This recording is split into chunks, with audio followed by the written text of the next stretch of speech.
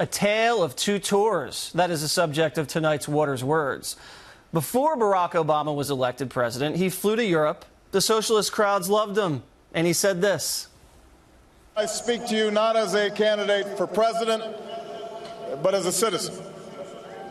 A proud citizen of the United States and a fellow citizen of the world. You probably remember, after his election, he also embarked on the apology tour.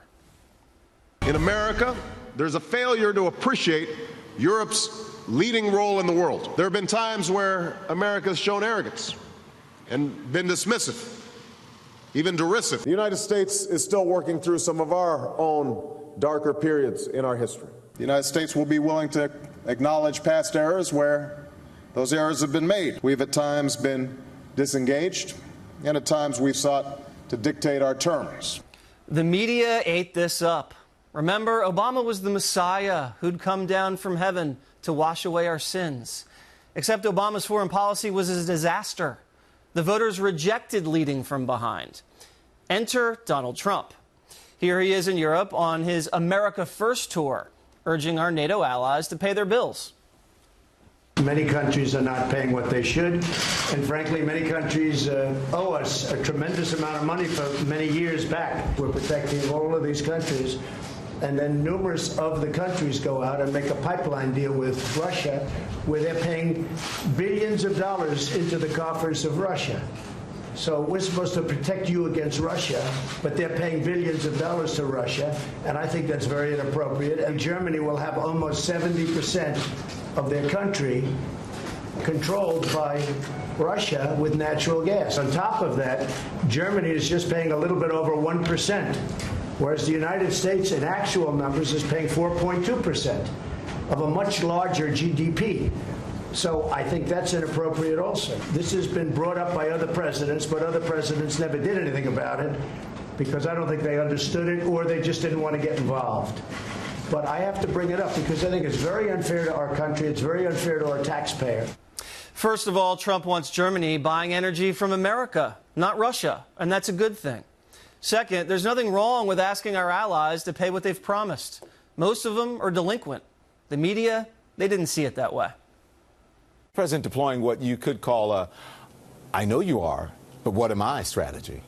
And to call Germany a captive of Russia is the most inflammatory language I can imagine. The only beneficiary of Trump's havoc is Vladimir Putin. And I don't want to make light of this, but this kind of diplomacy looks like Hulk smash. Wait a second. I remember when asking wealthy people to pay their fair share was good policy. It's only right that we ask everyone to pay their fair share. It was important for us to make sure that millionaires and billionaires paid their fair share, making sure the wealthiest Americans begin to pay their fair share.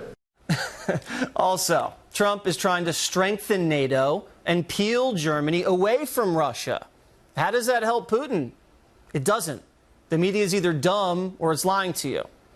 I also remember Barack Obama actually alienating our allies, and the media is saying nothing.